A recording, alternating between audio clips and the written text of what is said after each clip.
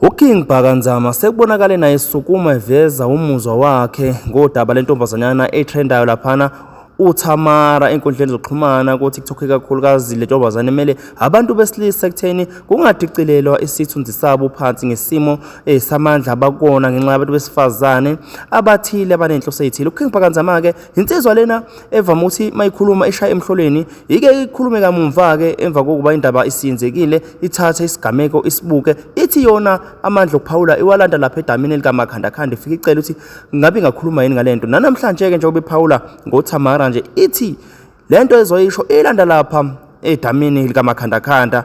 Ake sithole silaleleke insizwa uKing Bhakanzama ukuthi ngabe uyayivuma noma iphika yini into ekhulunywa uThamara noma lithini elakhe. Wena ke mbukeli ubusushaya nje u-like and subscribe mekuthi awukaze usubscribe. King Bhaka nangu usise kuthi uThamara uzoyithinta nini indaba yakhe. No bafethu ngiyabona abaningi abantu abayithintayo leyo. Namanje futhi awuthi nje ngiyithinte. Yabo? Awuthi nje ngiyithinte nje. uThamara ngizothini naye ngokunjalo futhi. Naye ngokunjalo naye into ecishe ifane nale yalapha eNanda. Umuntu mayengenwe uhlobo oluthile lomoya.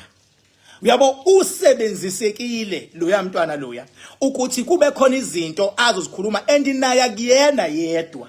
Umehluko yena akahlangene nalabo abanye abakhuluma amaqiniso ahlukumeza amadoda. Umehluko bona abahlangene kanti eNanda iWest Gang yaba nomqondo wokuhlangana iseNanda isemlazi kuphi nakuphi bahlangana. uThamara yena uzezele yedwa. Ngiyakhumbula impela nje khona nje usise ngimaziyo mina khona la owayeyiphusha ngamandla lento prepared ngishukulwa amayeliswa ekwakuthiwa uMamthembu waye prepared ngishukulwa. Ngiyamkhumbula nje ivithi kangiqala ukuyibona yakhe ethi ayikho indoda engavela isuke ingqoqoze umuntu wesifazane ngesibhamu wesifazane engenzile lutho. Ngiyayikhumbula ivithi kaMamthembu and yayisensitive ngoba ngalezo zikhathi lezo kade abantu besilisa belimaza abantu besifazane yena wavele wangena mfethu from lapho wayikhuluma. Umehluko ke woMamthembu uThamara bona abahlangananga abakhuluma ilanguage kodwa mangathiwa abahlangana abantu besifazane bese bethi thina sithi amadoda siyawalwela ungabona ukuthi akuyena uThamara kuphela baningi umehluko abanye abakanakeki. So lo usebenzisekile ukuthi athi qhu kodwa ngempela ke masikhuluma iqiniso lento le yokuvela kwamadoda aze ayisupporte kanje indaba kaThamara ilethe esinye isithombe lento ilethe ukuthi ngempela amadoda kukhona ukuhlukumezeka ngempela akutholayo bese ngazi ukuthi azokhala kubana akhale kanjani. Uyabona nje khona enye into efuneka ungayibuki ngokuthi iza nobani iza kanjani kodwa mawusubuka impact eyenzayo. Uyabo for a fact ukuthi amadoda akwazi ukuthi asuke amancane amadala angakanani ngempela athi siyakuzwa amadoda kuyacaca ukuthi ishuthi emakhaya ahlukumezekile as much as ngoba kujwayelekile ukuthi abesifazane kuyashesha ukutrenda mangabe bekhala kukhonto abahlukumezayo abesifazane. Kushuthi ngempela lethe ngihlale ngisho ikhona inkinga elangaphandle kwizithandani. So mawilalela ke futhi content yakhe lo muntu lethi uThamara yena akadili kakhulukazi nabantu abaganile akadili futhi nabashadile udila nalabo abangakagani adile nalabo abawiplan yokulahla umntombi babo. Uyabo ukuthi abangaphuthumi babulahle ngoba masubulahlile umntombi kuba nje kube nje bese edila nalabo ngempela abangakagani kodwa abanezingane ukuthi mawusunengane uthi ufuna indoda ufuna ukuyithe. Uyabo so udila nalabo kakhulu. Uyabo aphinde athi wangazi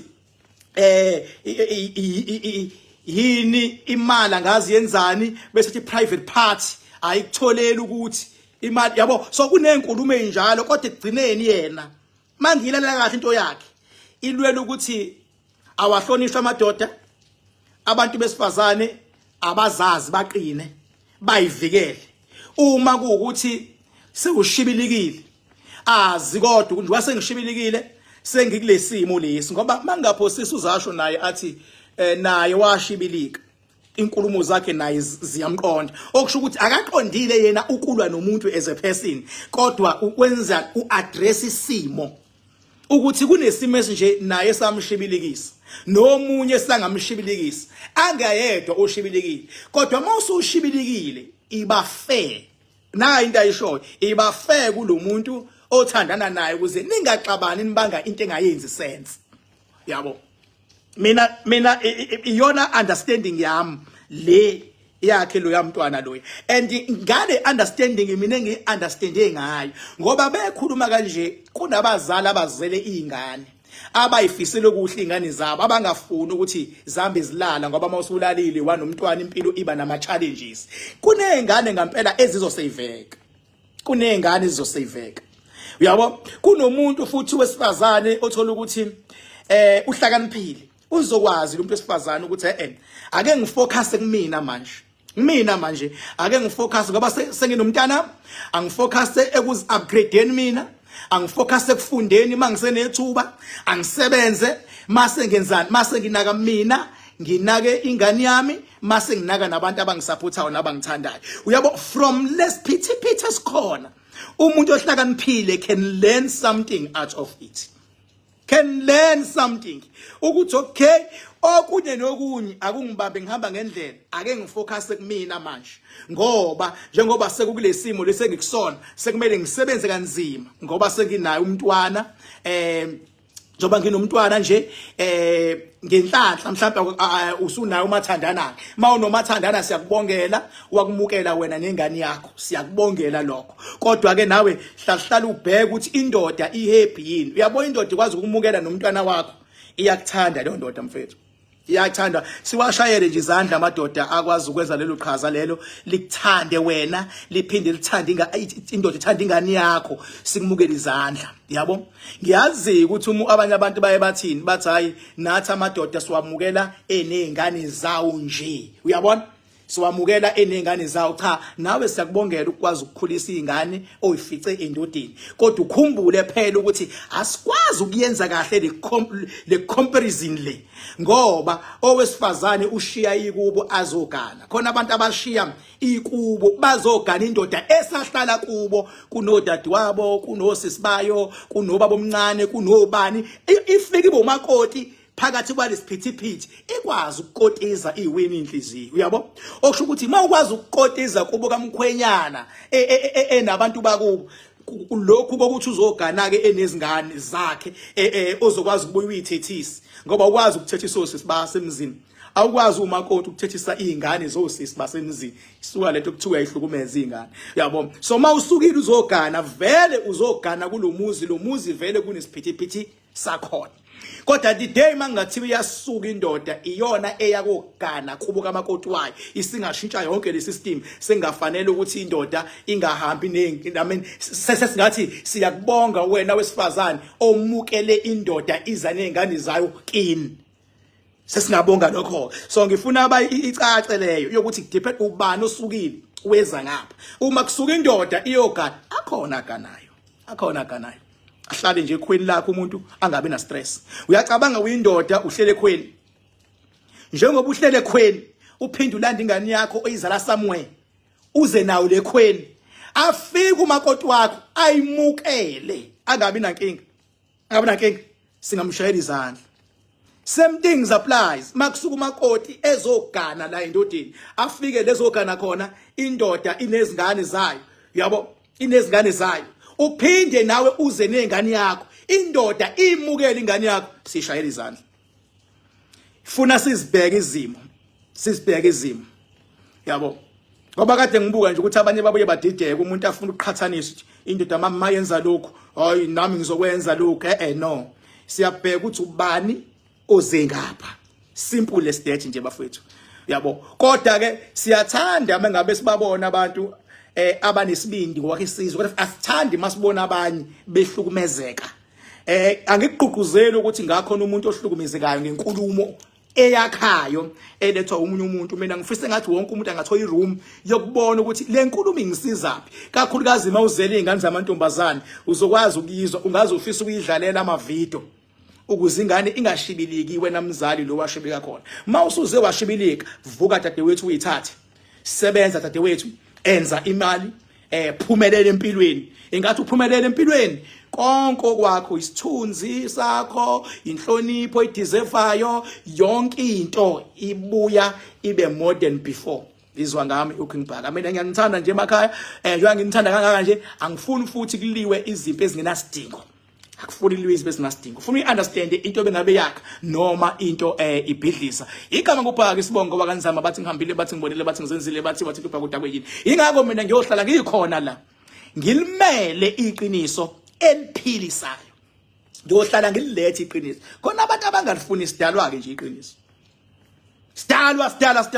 Khona umuntu ongamani ngempela nje mangikhuluma iqiniso la kucaca ukuthi ufuna ukubhubha. Cha, ngisazokuphilisa mina ngoba ingakho noma ngisebenza abantu. Mangisebenza mina sengilwa nento elwa nomuntu lapha edamini ngama Saturdays. Ngenza sure ukuthi imimoya ngiyalwa nayo. Ngoba ngiyayazi imimoya obumnyama. Imimoya obumnyama icapitalizer entweni ekubulala inhliziyo. Ingakho ngiyibongela izithandana la ihleli khona amazithandana zisekelana. Ngimbongela ubhuti wami ophethe kahle owakwakhe uphethe kahle kunezingane that is involved, ngabe zafika nomama, ngabe efike nawe, kodwa nje niphatheni kahle. Ngiyayibonga leyo nto. Ningamvumeli kuSathani ozofuna ukungena in between, ngoba once kwana umsindo phakathi, once kwana umsindo iyaqala inkinga. Even isilwane besidlula sesingena ngaphakathi, beke sangena ngaphakathi sesifuna ukuowna, sesithatha imali, sesenza ukuthi ube nezitha, sesenza ukuthi emsebenzini ube nama challenges, sesenza ama business awe, sengena umoya olwayo othole intuba. Yilowo moya ke mina lengifika sengikhipha ngosakaze lapha edamini kaMakhanakhanda yabo. So nje ngeke ngize ngande ngamaningi bengithi angingene because ngiyabona isimo sezulu siyahlupha network iyahlupha. Nibe right emakhaya, so phinda futhi sikhulumeni maduze. Mawufuna number yami nje 0798130260. Kuba lula mawuzongibhalela uWhatsApp. Ubhale nje type uWhatsApp kubalula ngoba ngiyakwazi ukufunda mase ngiya-respond. uNkulunkulu anikhusele lapho nikhona, abe kunye nani, animbophe njengefamily, akubophe lapho nezingane zakho, akukhusele lapho la usebenza khona, uqine, ungayilwi impi engenasidingo. Ngayili ungathathi yonke into ngenhliziyo emhlabeni. Ezinye izinto nje owehlisa umoya ubeke phansi. Ubeke phansi umoya bese uyalalela, bese uyastrike, bese uyanqoba. Ngikhonele lokho mina ukunilwela jikelele bethanda bengathandi. Makusakhona idamu ayikho impe yosinqobo, wena mawuzobambelela qinisekisa ukuthi uyabambelela. Ilungelo lakho ukubambelela. Ungifonele nje kungena lutho nje bengabe uNakhanakhanda uthi usaye edamini, awudinge ngisho imvumo yami. Mina nje mase ngithe hayi kulungile ungangena qedile, kodwa hayi kwazi ukuthi ungezi namhlanje woza kusasa okwami ukuthi hayi isimo sedamu liradi ngamanje kulungile ungangena. Okwami ukureporta kwiPower ukuthi hayi no khona umuntu ozayo. Yabo. So nje isimo esinjalo makuthi ufika for the first time kumele nje uqinisekise ukuthi uyawusenda uWhatsApp unemniningane yonke yokuthi mawufuna ukuze edamini ufuna ukusizwa yimi kwenzekala kanjani. Mhla ka3 May sinendumezulu yomcimbi lapha eworkshop. Ngisazoyichaza kahle kodwa nje ibuzilungiselela uyilungiselela. Thank you so much Papa yini. Number 079813